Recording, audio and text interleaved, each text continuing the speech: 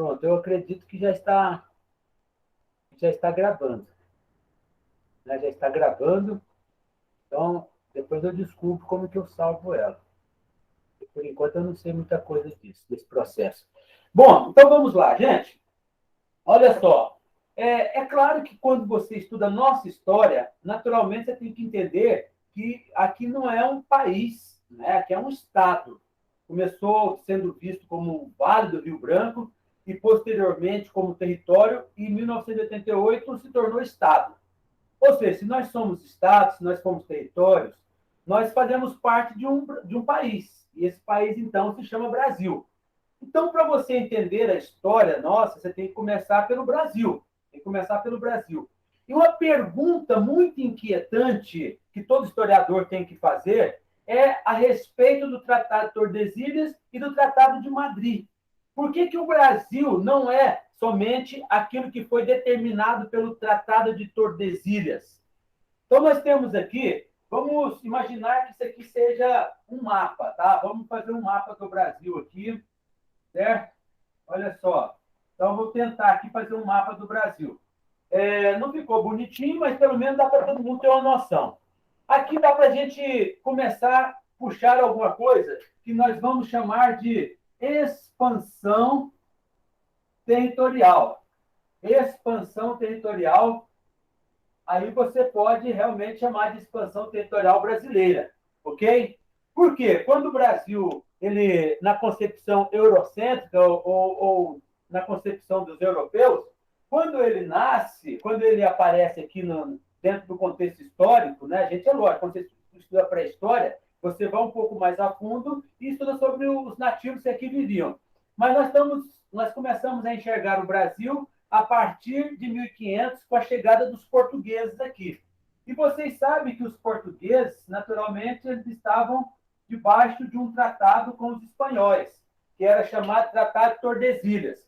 Bem, nesse Tratado de Tordesilhas, o Brasil, então, se tivesse ainda sob os moldes do Tratado de Tordesilhas, ele seria somente a metade. E a pergunta que tem que tomar conta de nós é: por que não é, então? Então, isso nos leva a entender sobre essa expansão territorial brasileira. Então, aí uma outra pergunta é a seguinte: como que ele se expandiu? Quais os motivos? Então, nós temos alguns motivos aqui muito conhecidos por nós. A primeira questão que contribui muito para a expansão territorial brasileira é a chamada União Ibérica.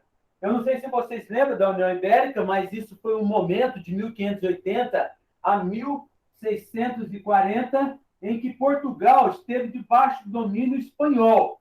Tá? Então, aquela velha historinha lá de Dom Sebastião, que vai para uma batalha lá em Marrocos contra os árabes. Lá ele morre, né? Ele era da família Aves. Aliás, é um dos últimos herdeiros Aves, que não tinha se casado.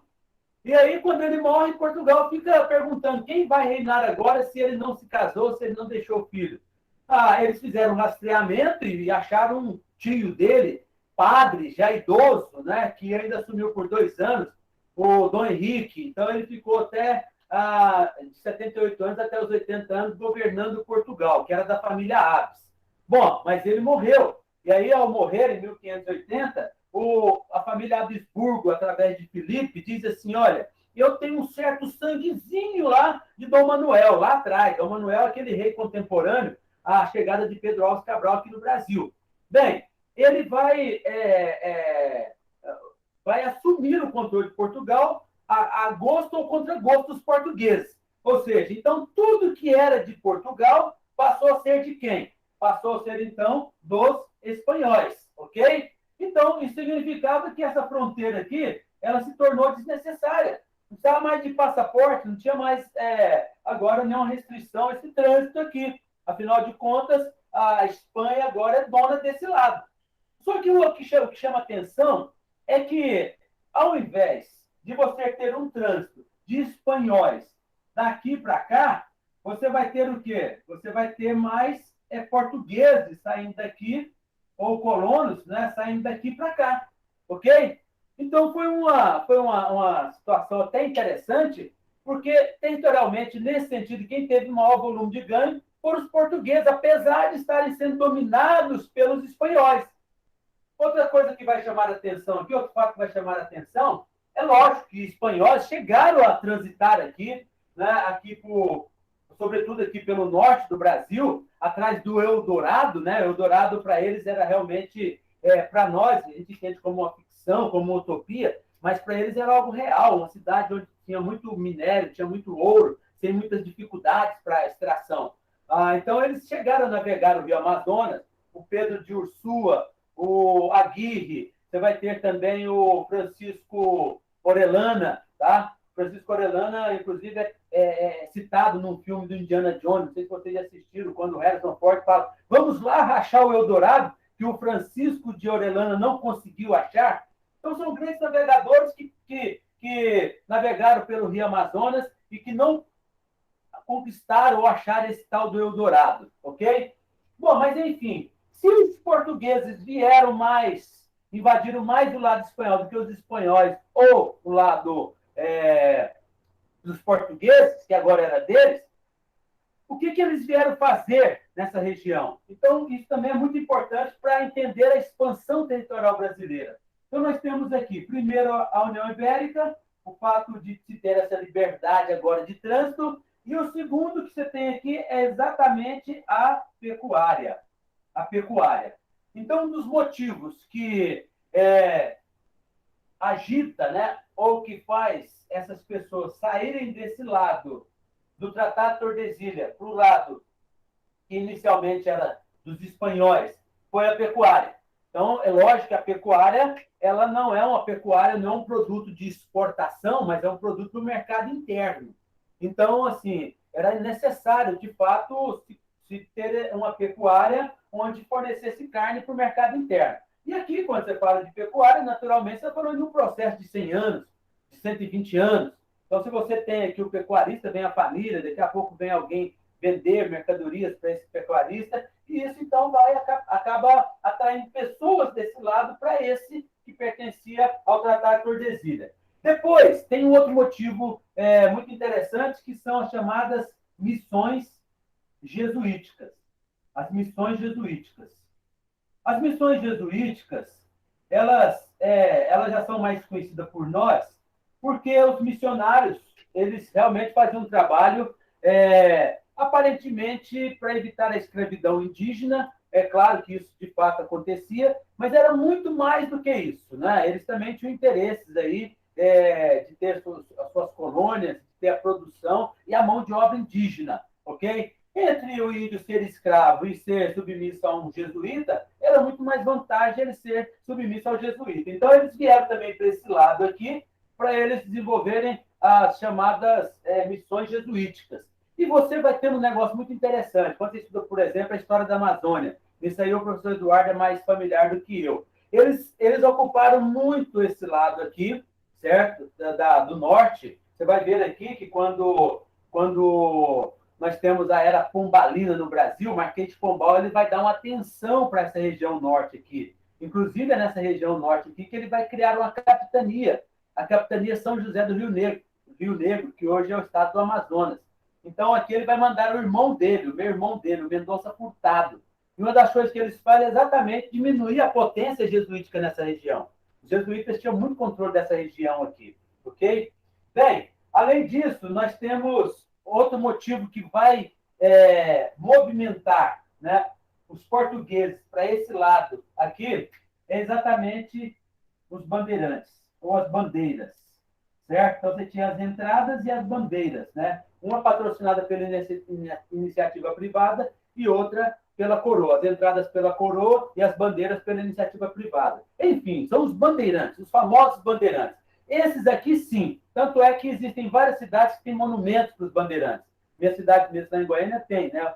O Anguera, bem na Avenida Anguera com a Goiás ali. Então, ali, olha, as bandeiras, na verdade, foi aquele processo em que envolveu a busca pelo índio, o índio para ser escravizado, a busca pelo negro fugitivo, os quilombos, e, sobretudo, pelo minério, né? Então, as bandeiras aqui, elas vão assim, influenciar muito a questão da expansão territorial brasileira, né? Porque os bandeirantes, você tinha várias características desses bandeirantes, né? Você tinha, inclusive, índios que eram bandeirantes, trabalhavam a favor dos bandeirantes, você tinha mameluco, você tinha o próprio colono, tá? Que adentraram por esse Brasil aqui, e realmente aqui eles descobriam rotas fluviais, aqui eles abriam picadas, e assim o Brasil foi crescendo para esse lado aqui, um pouco aqui também para Minas Gerais, tá?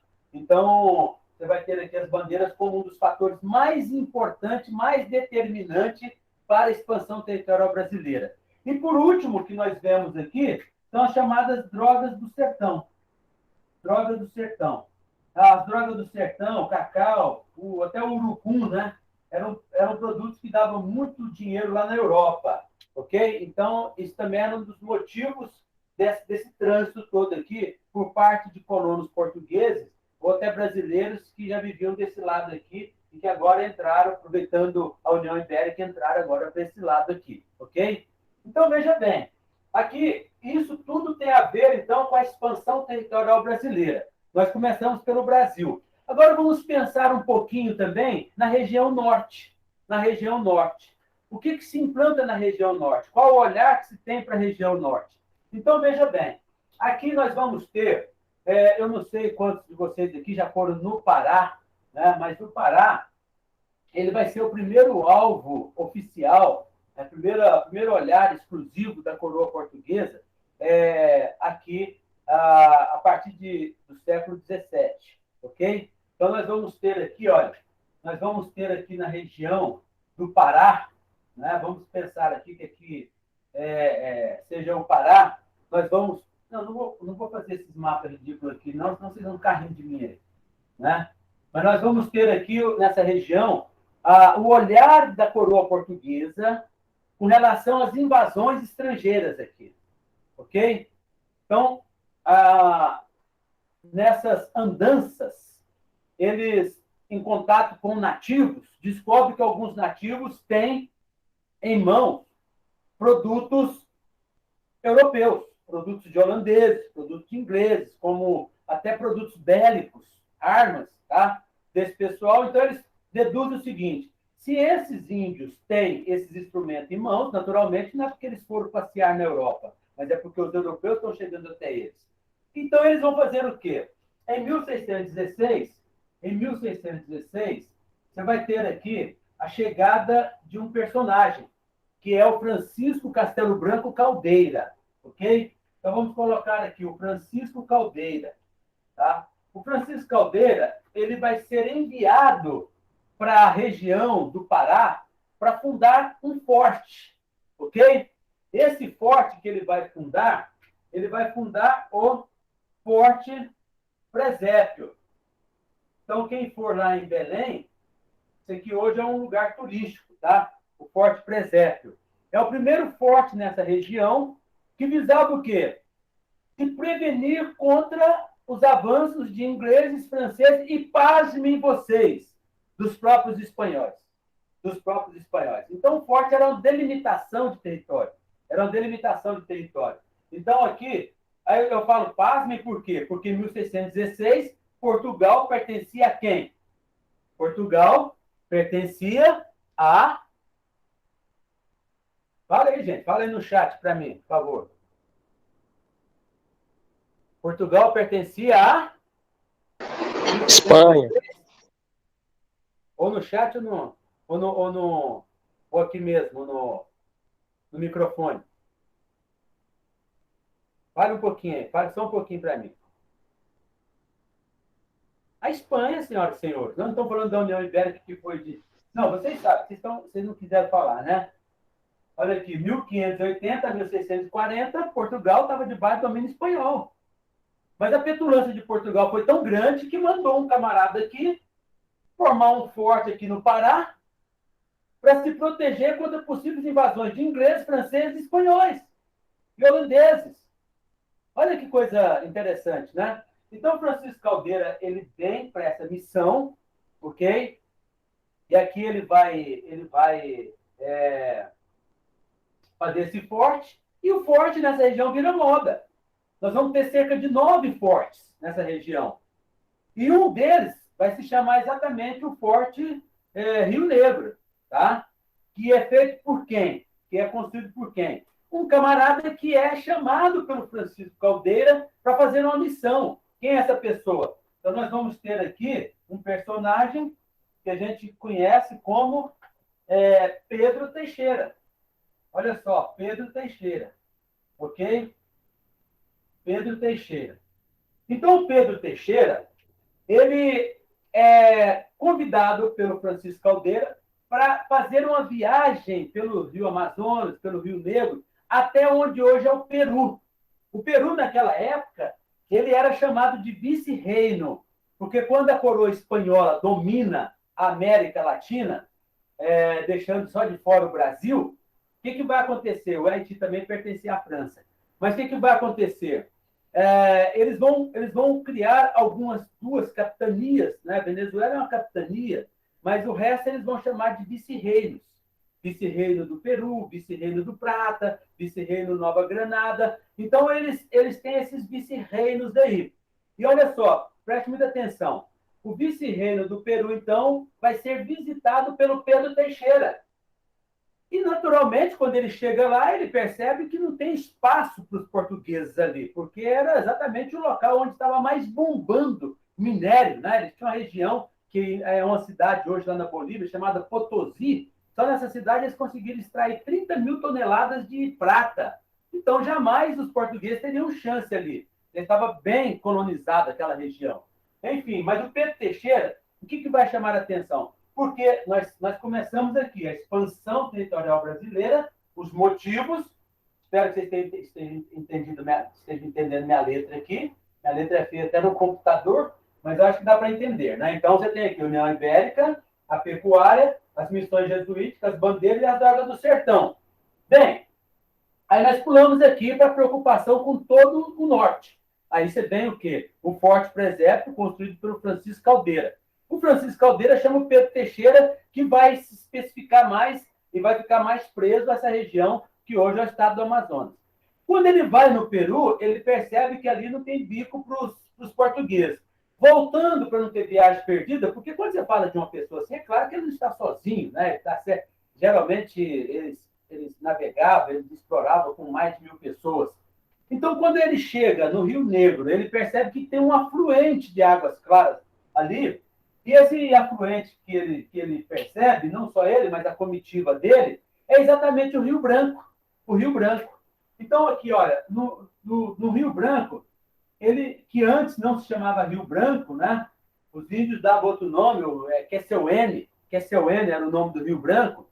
Então, ele fala, agora se chama Rio Branco, não é mais Quesseuene, não. E o que tem de importante para eles não darem viagem perdida? Índios, índios, ok? Então, é com Pedro Teixeira que nós vamos ter aqui a captura de índios, ok? Então, aqui começa o martírio para os índios do Vale do Rio Branco. Eles, de fato, para não perder viagem, vão capturar vários índios. Inclusive, o Pedro Teixeira é um dos maiores matadores de índio da história, aqui da região norte, ok? Então, preste muita atenção. A partir daqui, então, começa a nossa história. A partir daqui começa a nossa história. Então, você faz toda essa volta aqui para não isolar Roraima do Brasil, como se o Roraima fosse um país à parte, ou como se fosse um planeta à parte. E agora você, tendo esses dados aqui, você entende por que a gente vai estudar a nossa história. Tá? Então, ela dá todo esse pano de fundo aqui para agora eu poder sentar e abrir aqui o nossos slides, que é quando eu vou trabalhar com vocês mais concentrado agora em nossa história. Tá bom? Até aí, tranquilo? Como está na cabeça de vocês? Pedro Teixeira foi a partir de 1640, tá? 1640, a partir de 1640. Você tem aqui, ó, esse aqui foi 1616, né? Então, aqui, a partir de 1640, então, você tem um Pedro Teixeira nessas imediações aqui. Tá ok? Tranquilo? Mais alguma colocação? Então, vamos aí. Deixa eu pegar aqui agora. Eu vou tirar essa webcam aqui. Eu vou pegar agora do próprio computador. Já nem vou precisar. Deixa eu ligar aqui. Pronto.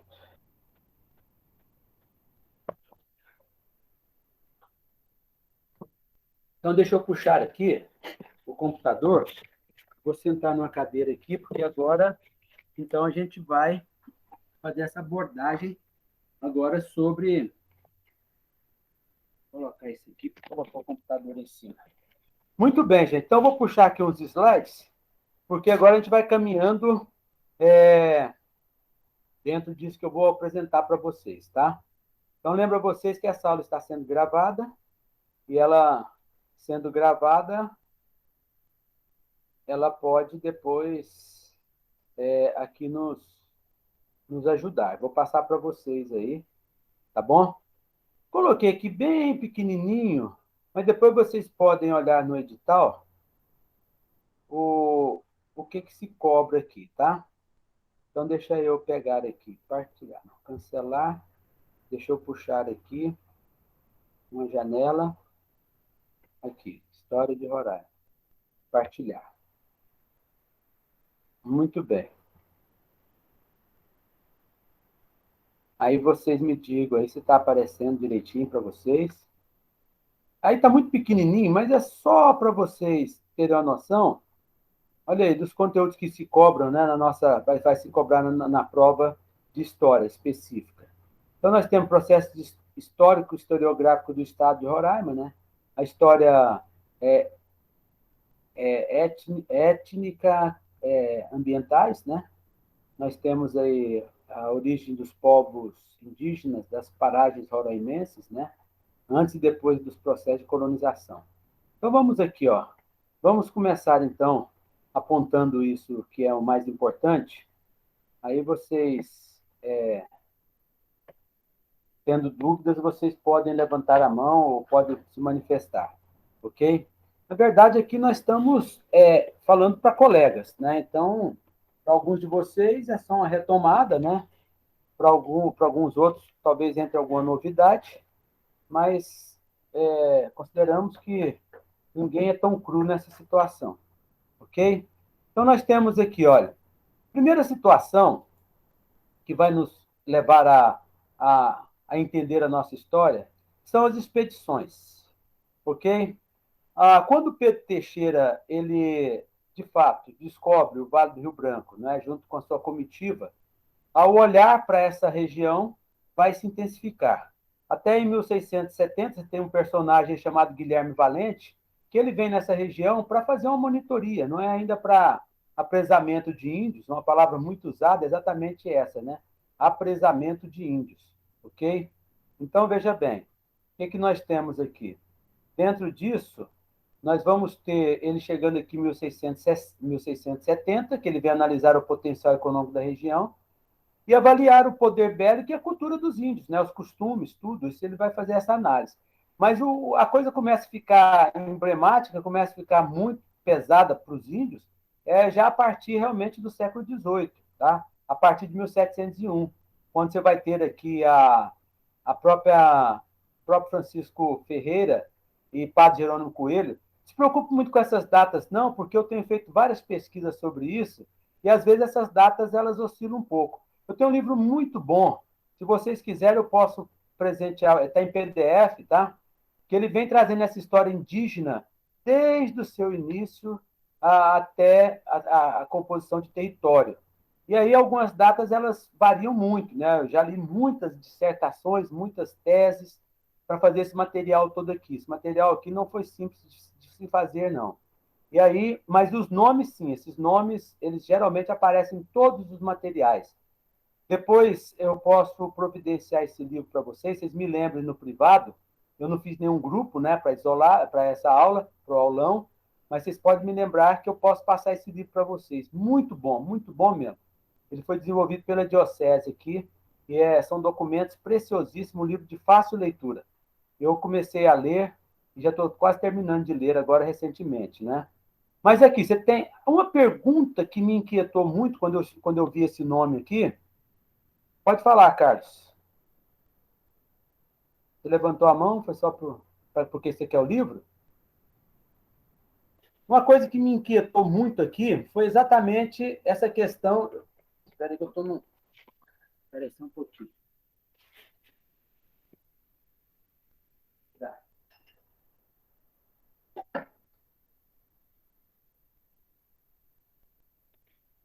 Eu moro sozinho, eu estou aqui num quarto que é um quarto de hóspede, e aí tava uma bagunça ali atrás, eu não gosto disso, não.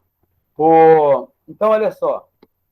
Uma coisa que me inquietou muito quando eu vi esses dois nomes é a presença de um padre apresando índios. Porque a pergunta se faz, o que esse pessoal vinha fazer aqui? E isso é muito importante em conexão com essa edital, porque a questão que pesa é exatamente o que fizeram com os índios, certo? O que fizeram com os índios? Eu tenho um outro material que eu quero ainda apresentar nessa aula para vocês, exatamente a trajetória do índio aqui nesse estado, ok? O que acontece com o índio no século XVIII, o que acontece com o índio no século XIX, o que acontece com o índio no século XX, culminando, inclusive, com a questão da Raposa Serra do Sol, ok? Então, esse é um debate muito cobrado lá no edital e muito importante que a gente tenha interação com ele. Mas aqui, a pergunta nessa primeira expedição é: por que tem um padre nesse meio aí aprisionando índios? O padre, ele não tem o status de ser aquele que defendia o índio? Na região norte, esse cuidado das missões religiosas com o índio não é tão parecido como foi quando você começa, por exemplo, o plantio da cana-de-açúcar, né? Quando você começa com a monocultura aqui no Brasil, esse ciclo, né, do açúcar. Mas foi um contato onde ele mesmo tirava proveito ou ele fazia de uma forma para favorecer muito mais o colono do que o índio. E aí você tem um padre, né? O padre Jerônimo Coelho. Fui estudar sobre esse camarada. Olha aí, o que diz que eles vieram fazer aqui? Recolher ovos de tartaruga, drogas do sertão e apresar índios. Ou seja, eles vieram pegar índios para vender. Geralmente eles comercializavam esses índios no Maranhão e no Pará. Então a questão é, ué, mas um padre fazendo isso? Agora, isso vai te levar para uma outra inquietação. De que ordem religiosa era esse padre? E isso é muito importante você entender. Por quê? Porque aqui você não tinha só os jesuítas. Eu não sei se vocês lembram das ordens religiosas, elas apareceram exatamente na Contra-Reforma Protestante, né? Então, quando a Igreja Católica ela faz ali o concílio, acho que é de Trento, né, se eu não me engano, ela vai também agora ter a formação de algumas ordens religiosas. Você tem os jesuítas, que são muito conhecidos, mas você tem outras também, tem os carmelitas, você tem os franciscanos, você vai ter uma série de ordens aí. Eu não sei exatamente a data que aparece todas, mas você tem beneditinos, você tem capuchinos, e aí a igreja ela determina um raio de ação para essas ordens religiosas.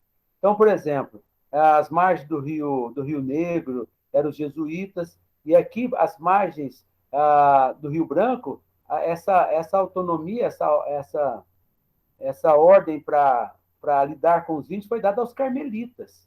E o padre Jerônimo Coelho era um carmelita. Agora, isso não significa, pelo fato dele estar escravizando os índios, não significa que essa fosse a tônica, né, dos carmelitas, ok? Mas não houve nenhum empecilho para que ele fizesse isso. Depois você tem aí, ó, Diogo Ferreira e Faustino Mendes, que também vem aqui para aprisionar índios. Ou seja, então você já vai fazendo qual a leitura? A leitura de que, no início de tudo, os índios são objetos de escravidão. Escravidão, ok? Até quando isso vai durar? Então, daqui a pouco nós vamos saber. Tá? Então, nós temos aqui, olha. Agora, esse nome aqui, você não pode abrir mão dele. Lourenço Belfort. Lourenço Belfort e Cristóvão Ares Botelho. Primeiro porque eles têm uma façanha, eles conseguem chegar até a Cordilheira de Pacaraima, conseguem transpor as corredeiras do Bem-Querer. Ali é difícil, não sei se vocês conhecem ali, mas ali a navegação é quase que intransponível, né? Talvez na época de chuva se consiga, mas fora a época de chuva, só carregando a canoa nas costas, tá ok? Pelas margens, é claro, né? Mas assim, deixa eu ver aqui. Se eu puser o F5 aqui,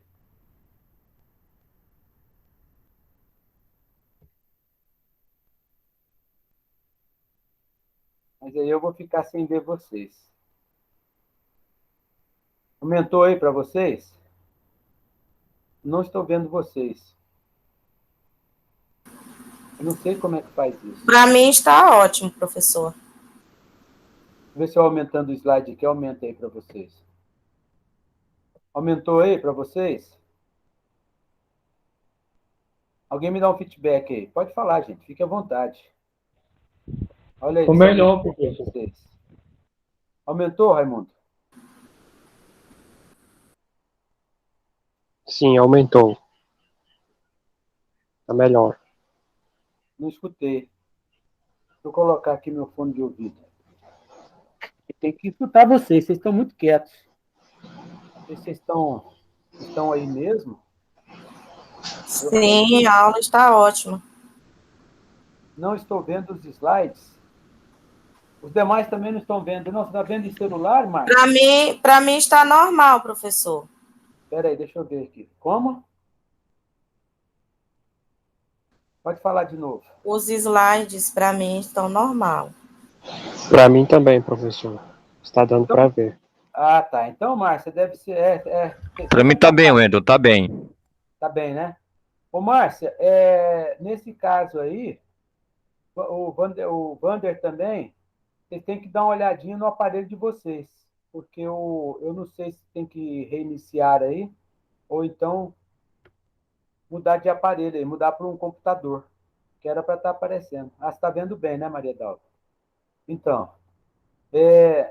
entra e sai. Tenta entrar e sair aí, o Vander e a Márcia. Bem, então nós temos aqui, olha, aí eu parei aqui no Lourenço Belfort, né? Então, o Lourenço Belfort, ele vai conseguir, ele e o Cristóvão Aires Botelho, eles vão conseguir chegar até a Cordilheira de Pacaraima. E, gente, esse camarada, eles conseguem aprisionar cerca de 1.000 índios. Eles escravizam muitos índios. E com requinte de crueldade, porque quem eles não conseguiam, eles, de fato, queimavam as malocas, faziam muita maldade com os índios. E depois nós temos aí o José Miguel Aires, que também vem para aprisionar índios, tá? Ou seja, você vai observar que nós temos três situações que chamam atenção nesse século XVII, tá certo? No século XVIII, melhor dizendo. Nós vamos ter tanto a questão das expedições de apresamento de índios, vamos ter as invasões estrangeiras e vamos ter também a construção do Forte São Joaquim, ok? Ah, é claro que se você quiser fazer um esbocinho na sua mente aí, você pode colocar, quer ver? Eu vou colocar aqui para vocês. Olha só, vou pegar aqui o Cristóvão Aires Botelho. Vou colocar aqui em seguida aqui, tá? Então nós temos aqui, nós vamos ter expedições. Vou colocar aqui expedições de apresamento. Agora você está vendo, né? De apresamento, tá? Depois você tem invasões. Aqui você está falando de estrangeiros, ok? Depois, eu sempre costumo colocar aqui. Olha só. Deixa eu, aqui, invasões. Aí você tem invasão, geralmente você tem o quê? Defesa, né? Depois da defesa, que está tudo estabilizado, você tem o quê? Economia, tá?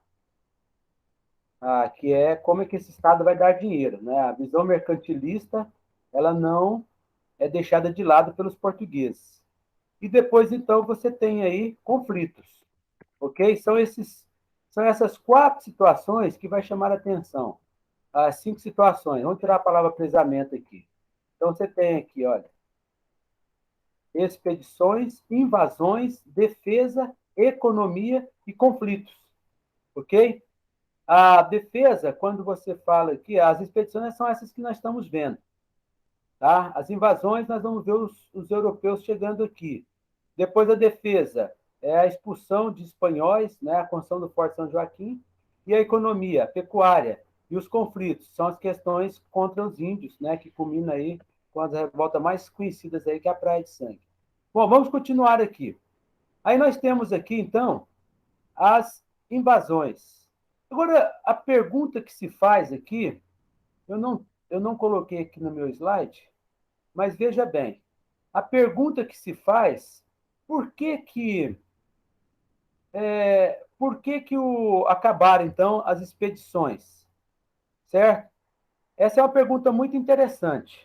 Veja bem, quando o Marquês de Pombal ele está aqui no Brasil, aliás, ele tá atuando, né, como primeiro-ministro português, ele vai estabelecer uma regra para na forma de tratar os índios, que é chamado de diretório.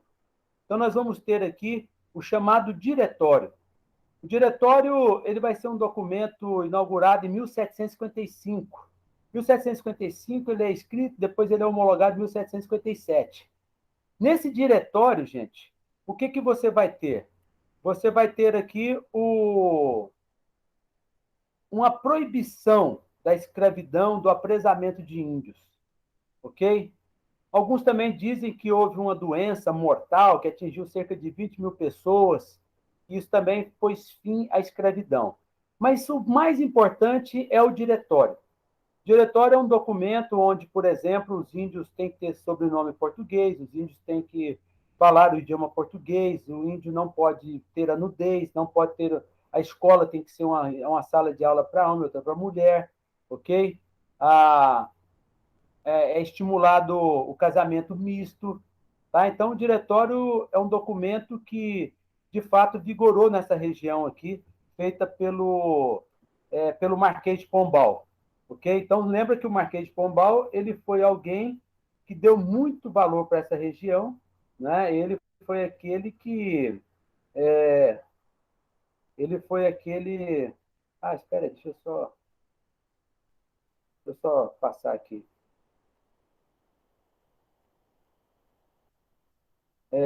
Então, ele foi aquele que, de fato, criou a Capitania São José do Rio Negro, tendo o irmão dele aí, tá?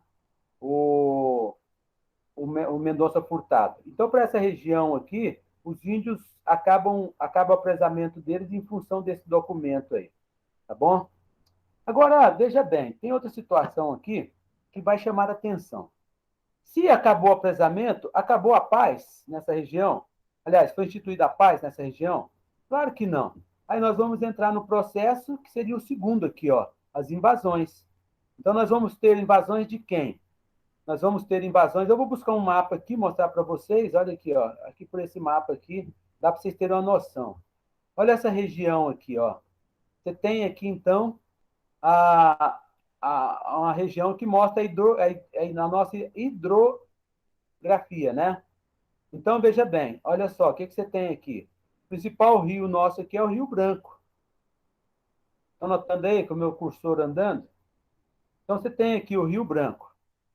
Olha só, quais os rios que formam o Rio Branco? Então, você vai ter dois rios aqui que formam o Rio Branco, aqui, ó, a confluência aqui, ó. É exatamente por Ariquera, e aqui desse lado aqui você tem o Tacutu, ok? Então, esses dois rios aqui, que formam o Rio Branco, eles fazem fronteiras aqui, ou eles dão passagem para quem? Por Ariquera, você está vendo aqui que ele já está indo na direção da Venezuela. Então, aqui, quem está na Venezuela aqui? Vocês lembram? Qual é o povo que está nessa Venezuela aqui? Qual é o europeu que está nessa Venezuela? Qual é? Vamos lá, meus professores queridos. Os espanhóis, prof. Os espanhóis, exatamente. Então, você tem os espanhóis aqui, ok? E aqui do lado do Tacutu, quem é? E nas Guianas da vida? O inglês. Aqui, nesse caso aqui ainda, professora Nilza, vai ser os ingleses posteriormente, mas aqui nesse período do século XVIII ainda são os holandeses, ok? Então, os holandeses estão aqui, ó. Bem lembrado. É isso aí, é como você falou, a gente está aqui só para lembrar vocês, porque tudo vocês já sabem. Como história a gente tem que estar sempre lendo, né? A gente tem que estar, realmente, às vezes, a gente esquece um detalhezinho ou outro. Mas veja bem, quais são os principais personagens nesse processo de invasão? Então, nós vamos ter aqui o Nicolau Rostman. Nicolau Rostman, ele era ele trabalhava muito com minério, minerologista, né? Além disso, também ele era médico. Ele era médico. Ele vem para essa região trabalhar para a coroa holandesa, ali na Guiana, que pertencia ainda à Holanda. Mas ele percebe que existe algo mais lucrativo, então ele abandona esse trabalho e ele vai entrar em nossas terras aqui também para aprisionar índios. Vem para aprisionar índios. Ele vai navegar pelos rios já Uaperi, Itacutu, e olha só, não são rios afluentes, né? Mas ele está firme aqui, ó. O Jauaperi, ele não é afluente do Rio Branco, por exemplo. E aí ele vai ser detido e, ao ser detido, ele fala assim, ó, vocês estão incomodados comigo, mas os espanhóis estão bem à vontade nessa região. Porque a tônica dos portugueses também era achar que os recursos naturais da região impedia a entrada de espanhóis. Né? Quem vai navegar pelo Urariquera, tá? Urariquera, né? Urariquera. Então, assim, eles, de fato, menosprezavam, subestimavam a capacidade de navegação dos espanhóis. E o principal aqui nessa informação, X9 principal aqui, é o Gervásio Leclerc, que é também um holandês, que vai ser capturado em 1775, e ele vai dizer assim, olha, os espanhóis... Primeiro, o Nicolau Rostman disse que já tinha espanhóis. Agora, o de Klerk, ele fala assim, os espanhóis estão muito confortáveis aí. Eles estão extremamente confortáveis, a ponto de fazer até povoamentos, ok? Mas, enfim, os holandeses também tinham interesse nessa região exatamente para escravizar os índios. Bom, outra movimentação que vai chamar a atenção aqui são os espanhóis. Já tinha sido anunciado lá pelo Nicolau Rostman e pelo Leclerc, né? Então, você tem aqui agora esses espanhóis também agora avançando essa região. Tem alguns nomes aqui que, naturalmente, você não precisa ter preocupação em decorar, mas saber que por trás disso tinha alguns nomes, é claro. Então, 1769 a 1771, você vai ter o Dom Nicolau Martinez, né, que vai liderar algumas expedições aqui. Olha aí, o Dom Manuel Centurion, né, que governava a chamada capitania da Venezuela nesse período, enviou nova expedição à região em 6 de março de 1776. Esse livro, que se vocês quiserem depois me mandar mensagem no privado, vai falar sobre esses nomes aí e vai falar também sobre essas datas aí, ok? Então, assim, por isso que vale a pena vocês darem uma folheada depois nesse livro, tá? Ele é muito importante para esse início de nossa colonização aqui e também para entendermos um pouco, porque ele vai trabalhar sobre as questões indígenas. Tá bom, depois você me lembra lá no privado, tá, Carlos? Que eu te passo, tranquilo. Tá bom? É um PDF, mas ele é muito bom, a leitura dele não é pesada, tá? Aí nós temos aqui, então, quando os espanhóis se sentem confortáveis nessa região, você tem que perguntar o que esses espanhóis vieram fazer aqui. Então, tem alguns motivos básicos. Primeiro, você tem vários índios fugindo do Orinoco. Quem foi para Margarita, nos tempos áureos da Venezuela, né, sabe muito bem onde é o Rio Orinoco. Pega ali Porto Ordaz, pega ali... tem o nome daquela cidade antes de Porto Ordaz, que agora me fugiu o nome. Mas a gente passa pela ponte do Orinoco, né? E aí índios fogem de lá para essa região. É uma das coisas que motiva os espanhóis virem para essa região aqui e resgatar esses índios fugidos lá do Orinoco. A outra situação que eles não abrem mão é encontrar o Eldorado, que sempre foi essa utopia que eles tiveram, de achar essa cidade toda... Isso, tá bom, Maria Dalva. Então, assim, eles vêm tentando descobrir se aqui também é o Eldorado, né? Sempre ficava essa inquietação por parte dos espanhóis. Nunca foi uma obsessão forte dos portugueses, mas os espanhóis levaram isso muito a sério, essa questão do Eldorado. Também, olha só, como é interessante, né? Essa altura aqui, lembra, vamos ver se vocês são bons de data. Vocês são professores de história, eu posso cobrar um pouquinho mais de vocês nesse sentido. Nós temos o Tratado de Tordesilhas, tá bom. Chega um momento que espanhóis e portugueses sentam. E aí eles vão assinar o Tratado de Madrid. Que ano que foi o Tratado de Madrid? Alguém lembra aí? 1750. Isso, olha aí, o Raimundo. O Raimundo está fazendo faculdade, está fresquinho na cabeça. Né, Raimundo? Então, 1750, o que o Raimundo é bom mesmo. 1750. Você vai ter o quê?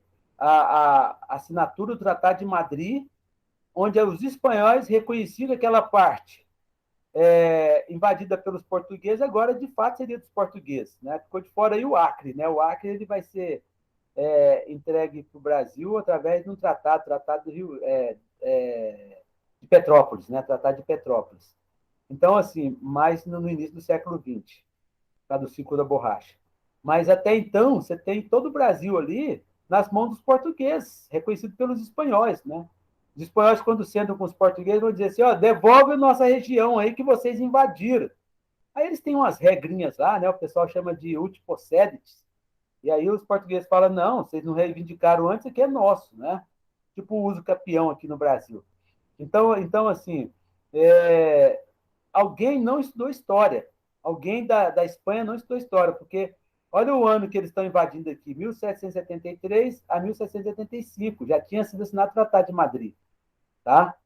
É claro que depois vai ter um outro tratado, que vai fazer uns reparos no Tratado de Madrid, que é o Tratado de Santo Ildefonso, que foi em 1777. Mas, de qualquer forma, aqui, o que você tem? Você tem eles tentando impedir a entrada de ingleses, portugueses e holandeses, sendo que já era de Portugal essa região. Isso que eu estou falando. Alguém não estudou ou história ou geografia. E também, outro objetivo foi aumentar a extensão territorial da Venezuela. Então, se não conseguiram naquela época, estão conseguindo agora, né? Porque nós temos muitos amigos venezuelanos agora. Então, essa situação toda é o que vai agora exigir uma nova postura portuguesa em relação ao Vale do Rio Branco. Né? O Vale do Rio Branco, então, que até então era só alvo de apresamento de índios, certo? Era agora um local onde os portugueses achavam que os recursos naturais seriam suficientes para impedir a entrada de estrangeiros. Agora não, agora eles perceberam que não tem escolha, eles têm que colonizar essa região, eles têm que oficializar a colonização dessa região. Então agora nós entramos no quê? Naquela parte que eu chamei de defesa. Então você tem expedições, invasões estrangeiras, e diante das invasões você tem que estabelecer o quê? A defesa. Então nós temos o quê aqui? Olha aí, ó. Nós temos a construção do Forte São Joaquim. Então, quem vai ser o personagem importante aqui? O engenheiro Philipp Sturm, que na verdade não é um português, ele é um alemão. Tá? O Philipp Sturm já tinha tido experiência de construir um forte lá no Pará, ok? Até de ter expulsado estrangeiros de lá também. Então, ele é trazido para cá, certo? Algumas pessoas sugerem que ele tenha morrido nessa região mesmo. Não tem assim, tanta clareza historiográfica nesse sentido, né? Mas ele é o cara que vai, então, agora conduzir esse processo de construção do Forte São Joaquim usando a mão de obra indígena. Aí, de novo, gente, fica de olho, porque essa inquietação do nosso edital com os índios é muito grande, ok? Então, o que acontece com o índio aqui no século XVIII? Primeiro, alvo de apresamento, de escravidão. São vendidos como escravos. E depois, agora eles são usados como mão de obra, tá? Nessa mão de obra aqui, para construir o Forte São Joaquim, então você vai ter os Wapixanas, os Macuxi, os Taurepangues, os Paravianas, né? Os Paravianas é uma etnia já extinta, né? Porque com essa questão dos apresamentos, com essa questão aí de toda essa multietnicidade que vai acontecer, nessa mistura dos povos, os paravianos eles vão sumir do mapa. E também, até falando sobre expulsão dos espanhóis, os portugueses eles conseguiram com a ajuda dos índios também. Tá? Os saparás ajudaram os portugueses a expulsar os espanhóis. Não foi nada difícil, vocês vão ler nesse livro, por quê? Porque esses povoamentos, olha aqui, ó, quais povoamentos tem aqui, né? Santa Bárbara, Santa Rosa, São João Batista. Eles eram habitados por poucos espanhóis, tá? Inclusive, até o Forte São Joaquim também, não tem aquela coisa que a gente vê em filme, né? Você fala, poxa, esse forte aqui tem 300 militares. Não, era 30, no máximo 40. E quando tinha essas revoltas, né, como teve a cabanagem, como teve a balaiada, né, revoltas próximas aqui de nós, esse pessoal era recrutado. Então, às vezes, o forte ficava com um gato pingado de pessoas. Ok? O que permitiu, no século XIX, a entrada dos ingleses aqui, depois o domínio sobre o Pirara, né? Essa questão do Pirara, felizmente, o edital não pede, né? Mas isso aqui foi invasão inglesa aqui na nossa região. Mas você está vendo aí, então você tem aqui, ó, os wapichanos, os macuxis, os taurepang e o paraviano. Olha que interessante aqui, ó, eu achei esse mapa aqui dentro de uma tese de doutorado. Esse mapa com o nome dos fortes. Você vai ter vários fortes aqui, ó, construídos nessa região. Tá vendo como que eles estavam preocupados mesmo? Tem em Santarém, no Macapá. Olha aqui, ó, você tem aqui a São Gabriel da Cachoeira, né? Tem uma base militar lá ainda muito famosa. Olha aí, ó, São Francisco Xavier de Tabatinga. E o nosso último, aqui, ó, você tem o primeiro que é o Forte Presépio, 1616. Onde está andando meu cursor aqui, ó. 1616. O outro forte aqui, o último forte é o nosso, 1775. 1775. Ele não é um forte que tinha uma estrutura igual o Forte Presépio, ok? O Lobo da Almada, eu li uma dissertação do professor Fagner, um grande amigo meu, muito bom história de Roraima. Ele vai falar sobre o Lobo da Almada, a expedição do Lobo da Almada aqui, e o Lobo da Almada ele desqualifica pra caramba o Forte São Joaquim. Claro que o Felipe Sturm já tinha morrido, então ele pode falar mal porque o Felipe Sturm não estava lá. Mas ele fala mal, ele fala, olha, aqui não tem lugar para correr os canhões, não tem lugar para encaixar bem os canhões, a dimensão deles, 100 por 70, não contempla a necessidade de um verdadeiro forte, né? Ele vai falar isso aí, ok? Bem, então o Forte São Joaquim foi construído com a mão de obra indígena. E agora entra também outro fato relacionado aos índios. Quais são os outros fatos? Qual outro fato relacionado ao índio? A construção dos povoamentos. Gente, esses povoamentos podem ser chamados de 3 coisas. Na prova pode vir com o nome aldeamento ou pode ser chamado também de diretório. Pode ser chamado de diretório, ok? Então vocês fiquem atentos a isso. Ele pode ser chamado de diretório em que sentido? Porque ele obedece o documento feito por quem? Quem eu falei que fez o diretório? Qual é o nome do camarada? Marquês de Pombal, ok? E é interessante porque esses diretórios, eles geralmente tinham 2 militares. Um era o diretor, outro era o ajudante do diretor. Então, diretório, você tem um diretor, obviamente. Então, foram construídos aí alguns diretórios às margens do Rio Branco, Santa Bárbara, né, Santa Isabel e Nossa Senhora do Carmo. Geralmente eles ficavam a 8 quilômetros distante do forte, alguns ficavam bem mais próximos do forte, entendeu? Depois você tem o Tacutu aí, você tem o povoamento, o diretório São Felipe, e no Uraricuera você tem aí a Nossa Senhora da Conceição. É lógico que depois vão surgir um pouco mais de povoamentos, mas esses aqui são parelhos à construção do forte, ok? São os povoamentos. Agora, esses povoamentos, eles vão ser realmente locais onde vão viver os índios. Os índios vão fazer parte desses povoamentos. Você tem um diretório que é conduzido por um militar, como eu já disse para vocês, mas esse local aqui, ele naturalmente é um local onde os índios são atraídos, né, para cultivar, para plantar, para também favorecer colonos nessa região, ok? Os índios aqui, nesse caso, não vai se respeitar aqui dentro desses diretórios as questões étnicas, ok? Então, você vai ter aquilo que se chama de multietnicidade.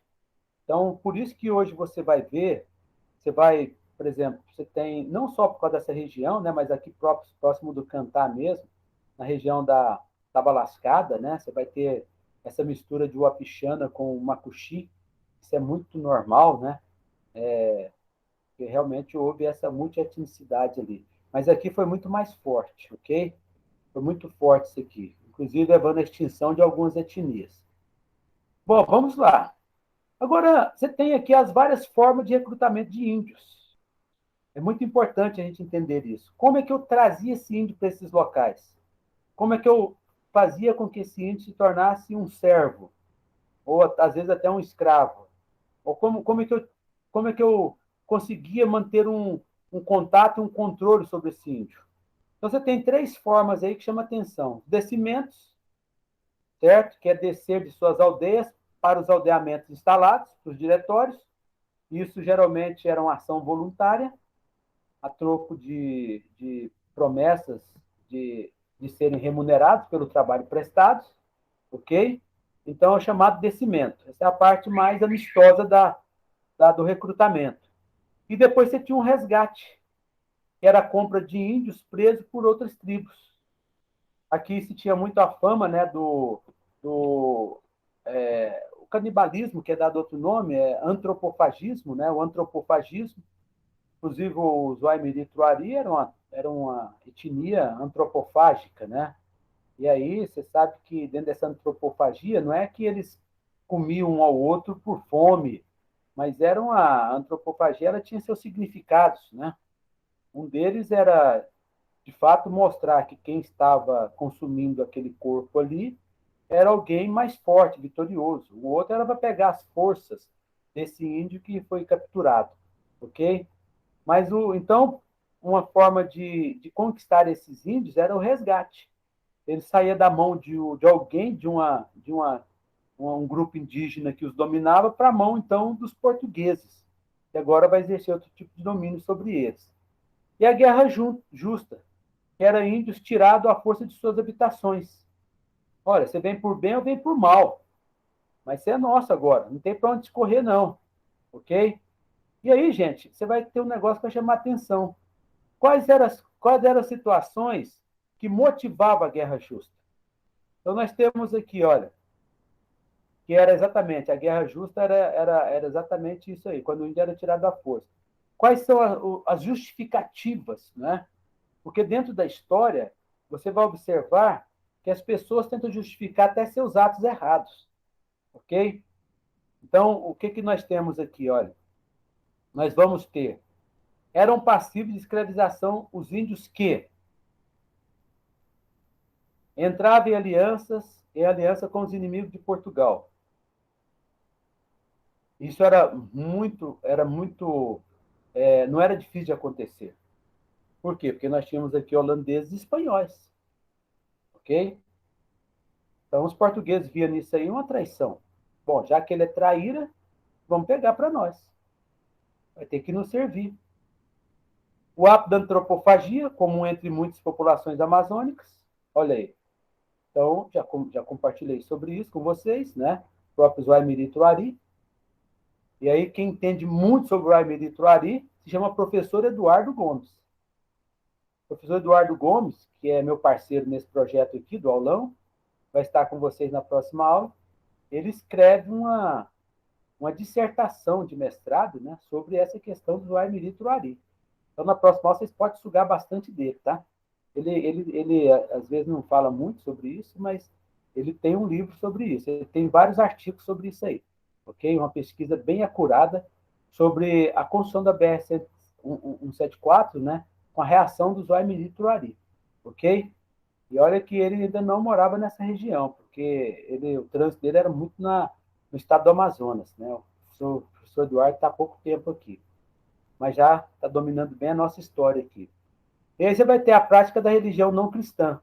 Isso era outra justificativa para aprisionar os índios, ok? Para escravizar os índios. Olha, eles estão aí com os espíritos, né? Então, vamos trazê-los para o lado aqui, né? Isso, inclusive, é um diálogo da Igreja Católica desde a colonização, né? Vocês sabem que, para dominar índios e africanos, portugueses e espanhóis foram buscar justificativas na igreja, né? Lá no início, que não tinha ciência ainda falando alto, mas eles vão buscar o quê? A anuência da igreja, que vai dizer assim, não, escraviza ou catequiza ou leva eles para o lado de vocês para eles abrirem mão dessas religiões diabólicas aí. Okay? É lógico que no neocolonialismo, um pouco mais adiante, já nos finais do século XIX, você vai ter justificativas pseudocientíficas, né, como o darwinismo social, para poder invadir de novo a África. Mas aqui a questão são os índios. Então, você tem aqui essas justificativas. Outra justificativa é a prática costumeira do furto, né, pela inexistência da propriedade individual. Então, os índios, às vezes, caçando em áreas que eles alegavam não ser dos índios ou serem deles, alegavam que os índios estavam roubando. Ok? A resistência à catequese e à ação civilizadora. Percebe aí a última expressão que eu coloquei de propósito aí? A ação civilizadora. Então, ou seja, vamos escravizar para civilizar. Olha só, olha essas pretensões, né? Olha as justificativas injustificáveis que se usava, tá? Depois, os índios libertados mediante pagamento, quando aprisionados, destinados à antropofagia, tá? Então, isso aqui eram as causas da escravização dos índios. Olha, por causa disso, nós podemos escravizar os índios. Tudo bem, gente? Até aí, hoje nós vamos ter alguns exercícios aqui depois, tá? Todo mundo que se inscreveu aí ganhou uma apostilinha com mais de 300 exercícios desenvolvido por esse que vos fala, tá? Os exercícios eu já apliquei em sala de aula. Tem algumas perguntinhas de vestibular, tem algumas perguntinhas de concurso, mas boa parte foram elaboradas por mim. São exercícios simples, mas que vai ajudar você a filtrar bem o conteúdo que nós estamos trabalhando aqui agora. Tá ok? Muito bem. Até aí. Eu estou falando aqui rápido, estou falando bastante, mas como é que está na cabeça de vocês? Está dando para absorver? Me dá um feedback aí. A antropofagia, Maria Dalva, é uma prática que nós apelidamos de canibalismo, ok? É realmente comer a carne humana. Só que essa antropofagia, ela tinha significados. Não era comer por fome, mas era comer por consagração de vitória sobre tribos inimigas, sobre etnias inimigas, ok? Então, era uma forma de dizer para o outro grupo, olha, nós estamos comendo alguém aqui porque nós somos mais fortes do que vocês. Nós estamos comendo alguém da etnia de vocês porque nós somos mais fortes do que vocês. E era uma maneira espirituosa, né, de conquistar a força daquele que estava sendo morto, estava sendo comido, ok? Agora, é claro, gente, a antropofagia também tinha algumas questões interessantes, porque não era simplesmente capturar o índio e no dia seguinte já colocá-lo numa fogueira e fazer dele um churrasco. Não, às vezes o índio ficava lá 2 anos, às vezes esse índio não fugia por questão de honra, porque para a tribo dele, se ele fugisse, ele era tido como um fraco, então ele tinha que arcar com as consequências até o final. Às vezes esse índio lá ele casava com a índia da própria etnia que o capturou, entendeu? Então, assim, não era uma coisa tão rápida. E às vezes ele era resgatado também. Não tinha a questão dos resgates dos próprios portugueses, e pegava esse camarada e depois ele, assim, aí ele realmente se tornava subserviente à coroa portuguesa. Então, tinha esses fatos também que chamam a atenção. Ok? Bom, mais alguma colocação aí? Tranquilo? Professor Cirino, fale um pouco mais sobre a construção, o período pombalino aí e a construção dos fortes, né? Porque se intensificou ainda mais no período, a construção dos fortes no período pombalino e também a expulsão dos jesuítas, né? Nesse mesmo período também. Dê uma explanada um pouco mais sobre isso, por favor. Certo. Uhum. Olha só, quando o Marquês de Pombal assume, a gente conhece muito o Marquês de Pombal mais pelas ações dele de ter instituído o imposto à derrama, de ter expulsado os jesuítas, né, do Brasil, né, porque ele viu os jesuítas como um retrocesso econômico. Né? O Marquês de Pombal ele vem de uma influência iluminista. Né? Ele passou um tempo na Inglaterra. Quando ele volta para Portugal, devastada por um terremoto e um tsunami ao mesmo tempo, que o pessoal chama de terremoto, ele fala para Dom José, pode deixar que eu vou reconstruir Portugal. Então, quando ele fala em reconstruir Portugal, Dom José dá carta branca para ele, e aí o alvo dele são os jesuítas. Ele expulsa os jesuítas naturalmente, isso vai chamar atenção, depois ele institui as escolas régias, né? E para a região norte, então, ele vai, ele vai perceber que essa região aqui, ela era uma região muito isolada do Brasil, mas que já tinha uma grande presença jesuítica. E os jesuítas aqui, eles comercializavam os índios. Os jesuítas aqui já não tinham aquela coisa de proteger o índio contra a escravidão, mas eles exploravam a mão de obra indígena tanto para o cultivo das suas lavouras, como também para a venda desses índios. Então, o Marquês de Pombal ele instala aqui uma capitania, São José do Rio Negro. Dentro dessa capitania, ele coloca, então, o meio-irmão dele, o Mendonça Furtado, que vai enfraquecer a presença jesuítica aqui. Então, toda essa liberdade, essa autonomia que os jesuítas... E também ele vai mandar aqui para servir como marco territorial. É um marco territorial, porque a região ainda ela era cobiçada pelos espanhóis, ela ainda tinha um olhar dos espanhóis por essa região. Então, a presença portuguesa aqui é uma forma de dizer, essa região aqui agora tem dono. E alguns desses jesuítas, inclusive, ainda são de falas espanholas, né? Entendeu? Então, ele tem que tirar esses jesuítas daqui. Agora, dentro desse processo, ele elabora esse documento, que eu disse para vocês, o diretório. Eu não sei se tem algum slide meu aqui que vai aparecer dados sobre esse diretório, mas é através desse diretório que se determina a forma de lidar com o índio. E esse diretório não contempla, teoricamente, a escravidão. Teoricamente, ele não contempla a escravidão. Quando o Mendonça Furtado ele vai criar a capitania de São José do Rio Negro, naturalmente nós não temos essa divisão geográfica que existe agora, né, em relação aos limites territoriais. O Vale do Rio Branco ele faz parte da capitania de São José do Rio Negro. Tá? Nós só vamos nos desvincular da capitania de São José do Rio Negro com o decreto de Getúlio Vargas, que vai ser assunto da próxima aula, em 1943.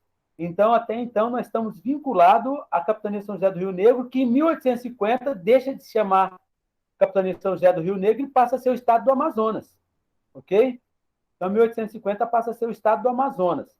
E aí, nessa conjuntura toda, ainda nós estamos atrelados ao estado do Amazonas. Por exemplo, Boa Vista, que é o primeiro município formado nessa região, ele ainda é atrelado ao estado do Amazonas. Ok? Então assim, em linhas gerais, é isso aí, Paulo. É o Paulo que está falando?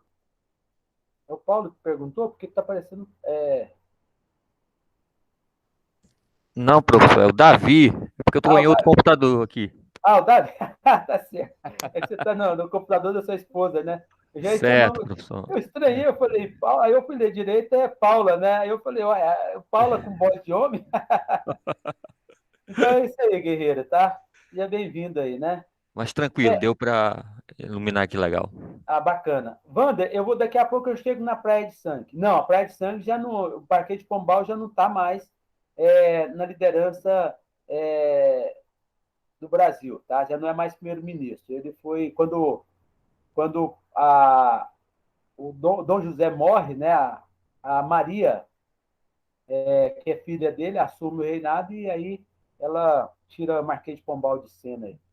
Bom, vamos lá então. Aqui é um mapinha, esse mapa eu não vou gastar tempo com ele não, porque além de estar pequeno, né, ele só traz o nome de mais alguns povoamentos que foram criados. Bem, o que nós temos aqui agora? Eu falei então, vamos lá, vamos recapitular comigo. Expedições, invasões, defesa, e agora entra o quê? Economia. Economia. Vocês sabem que Portugal, ele vem para essa região, as chamadas grandes navegações, né, o projeto ultramarino, ele vai acontecer por conta de quê? Ele vai acontecer por conta de uma visão mercantilista, né? Eles querem ganhar dinheiro. Então, é claro que, mesmo sendo uma coisa tardia aqui, isso não significa que eles vão deixar de pensar em como lucrar nessa região. Ok? Para isso, então, eles mandam quem? O Lobo da Almada. Lobo da Almada, tá? Português, é claro. A maioria desse pessoal tudo é português, são portugueses, né? E são pessoas de alta patente militar. Então, o Lobo da Almada, gente, esse camarada é interessante. Vocês podem olhar no internet, está disponibilizado esse trabalho do meu amigo que eu citei para vocês, o Fagner. O Fagner ele vai fazer um trabalho sobre a presença do Lobo da Almada aqui nessa região. E ele vai falar um negócio que me chamou muita atenção. O Lobo da Almada ele foi muito meticuloso. Ele navegou até Igarapés aqui nessa região. Toda essa malha hidrográfica, o Lobo da Almada ele navegou por ela. E ele navegando por essa região, ele vai, então, olha aí, por isso que está aí, ó, geógrafo que estuda a região do Vale do Rio Branco, né? O que ele vai dizer para a coroa? Olha, essa terra aqui, ela pode dar dinheiro através de quê? Através da pecuária. Através da pecuária, ok? Então, assim, a ideia da pecuária na nossa região, que é, aparentemente, né, ou teoricamente, a primeira fonte de lucro para a coroa portuguesa, foi de iniciativa do Lobo da Almada. Foi introduzida por ele. É claro que o Lobo da Almada não é alguém que vai ficar muito tempo aqui nessa região. Ele volta para a capitania São José do Rio Negro e ele é contemplado, né, com o cargo de governador dentro da capitania São José do Rio Negro. Mas é ele que traz essa ideia da pecuária para cá. Tá? Ele é uma figura muito conhecida aqui, nós temos escola, né, com o nome dele. E o Lobo da Almada ele é interessante porque ele que faz também essa passagem pelo Forte São Joaquim, como eu disse para vocês, né, faz um balanço do Forte São Joaquim e diz o que é bom e o que é ruim no Forte São Joaquim. Mas por causa dessa ideia da pecuária, eles vão buscar um gado que está ali em Tefé. Tefé, né? Tefé é uma região ali no Alto Solimões. Quem conhece lá para aqueles lados, né? Eu já naveguei até lá Coari. De lá eu não passei. Tefé é um pouquinho acima de Coari, mas é no Alto Solimões, né? Ali já tinha um gado que tinha sido conquistado das mãos dos espanhóis, e aí eles trazem esse gado para cá, ok? E o que vai chamar a atenção nisso é exatamente isso aqui, ó, tá? É a formação de algumas fazendas. Essa assim, uma discussão também, né? Será que, de fato, esse livro que eu vou presentear vocês aí, quando me lembrar lá no privado, ele vai falar exatamente como eu vou descrevendo aqui, tá? As fazendas fundadas nessa região. Então, você vai ter aí a Fazenda São Bento. Essa fazenda ela vai ser criada pelo... Tem um comandante do Porto São Joaquim, Sarmento, como que é o primeiro nome dele? Agora me fugiu aqui a mente, né, o nome desse comandante, ok? Depois a Fazenda São José, essa fazenda inicialmente ela é de iniciativa privada. Agora eu lembrei, Francisco de Sá Sarmento, tá? O que funda a Fazenda São Bento. Depois nós temos aqui a Fazenda São José. Não, estou invertendo aqui. Foi a Fazenda São Marcos, que foi pelo o Francisco Sarmento de Sá, ok? A Fazenda São Bento, eles deduzem que tenha sido fundada pelo próprio Lobo da Almada, ok? Lobo da Almada. E a Fazenda São José pelo José Évora, que era, na verdade, um grande fazendeiro na região da Amazônia, da Capitania São José do Rio Negro, que veio fundar essa fazenda aqui, mas ela não ficou sob a tutela dele. Ele abandonou e todas essas fazendas, então, elas são chamadas fazendas nacionais. Elas passam a ser administradas pelo Estado, pelo governo português, ok? Então, a Fazenda São Bento, a Fazenda São José e a Fazenda São Marcos. Então, aqui vai ser introduzido o gado. Daqui a pouco, quando eu voltar a falar com vocês aqui sobre a questão indígena, que eu vou trabalhar bem especificamente aí depois das questões indígenas ainda nessa aula, aí vocês vão poder entender, por exemplo, a questão da pata do boi, né? Que foi uma estratégia usada para poder terem a posse da terra, tá bom? Então, nós temos aqui, veja bem, olha só, o, nós temos agora, se nós falamos de expedições, depois invasões, defesa, economia, agora o que está faltando ainda dentro do século XVIII? Está faltando exatamente a questão chamada conflito, tá? Então, nós vamos ter os conflitos aqui, as revoltas, tá bom? Então, veja bem, olha só, o que, que nós temos aqui? As chamadas revoltas indígenas, tá? Agora vai ser um fronte entre índios e... Ah, espera aí, deixa eu só passar aqui, tem uma pessoa que está perdendo a aula aqui, ela pagou. Vou passar aqui para ela o link, porque, na verdade, eu que estou fazendo o trabalho de secretário. Ó, deixa eu pegar aqui. Ela vai me xingar aqui daqui a pouco, ela já perdeu metade da aula.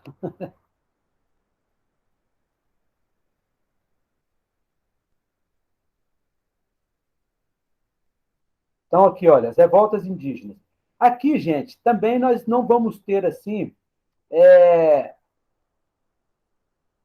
dados tão específicos sobre todas as revoltas, ok? Não existe, assim, uma clareza muito grande por parte da nossa historiografia.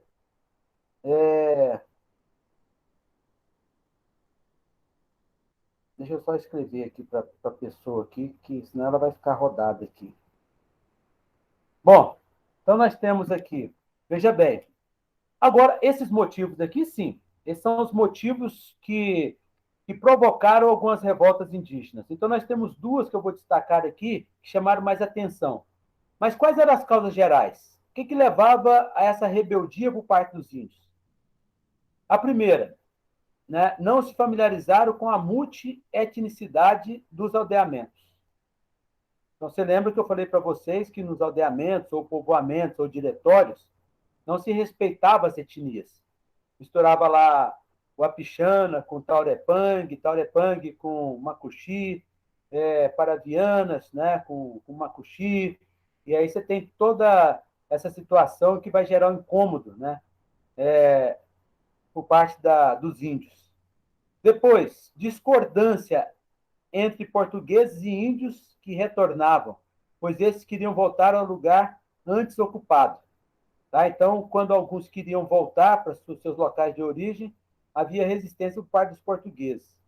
Depois, conflitos gerados pela fome que se alastrou devido à insuficiência das roças. O diretório ele promete, né? Ele promete dar estabilidade material para esses índios, coisa que não é cumprida e que acaba, então, gerando aí esse mal-estar.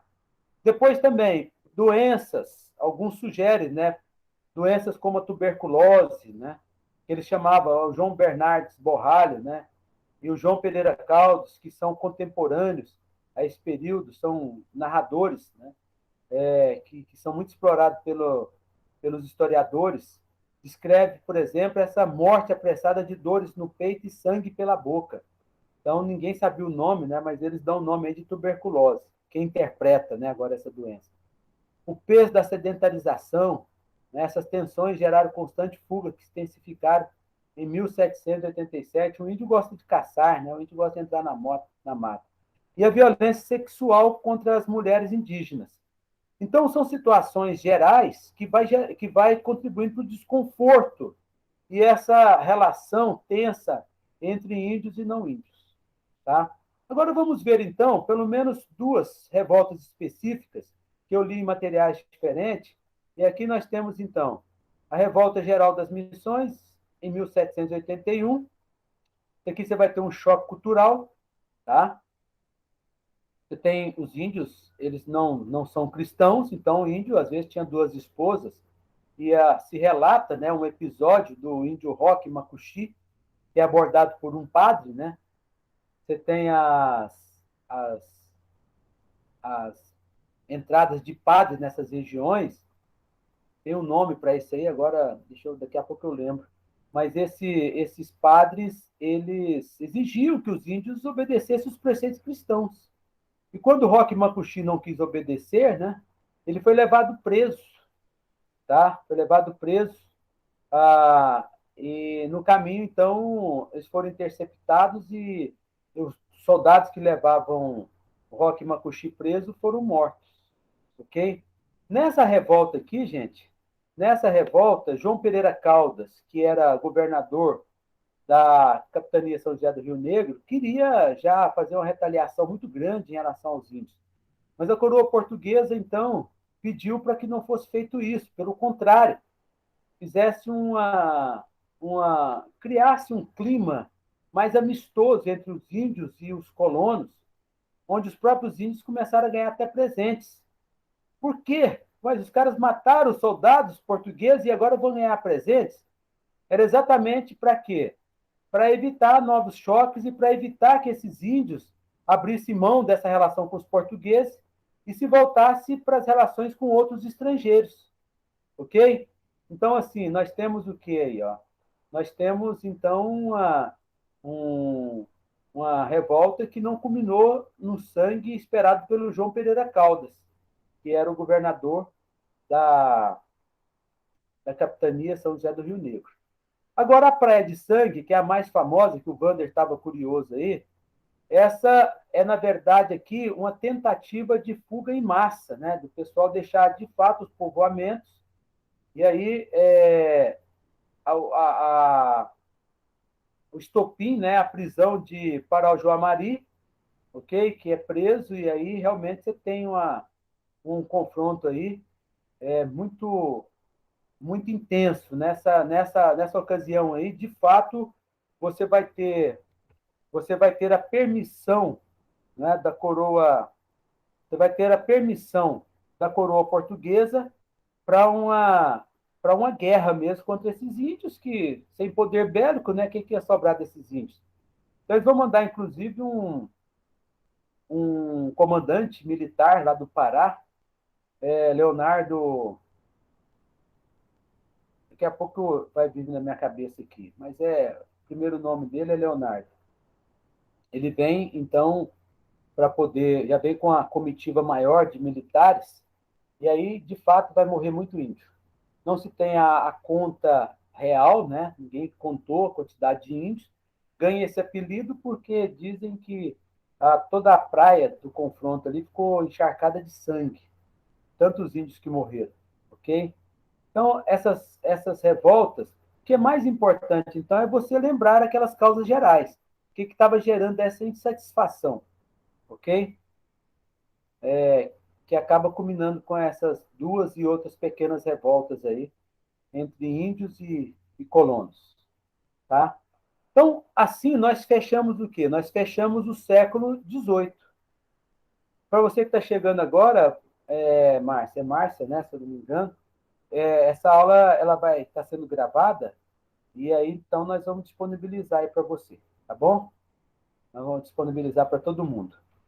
Gente, então aqui a gente fecha o século XVIII com os fatos mais marcantes desse período. Até aí, tudo bem com vocês? Tudo tranquilo?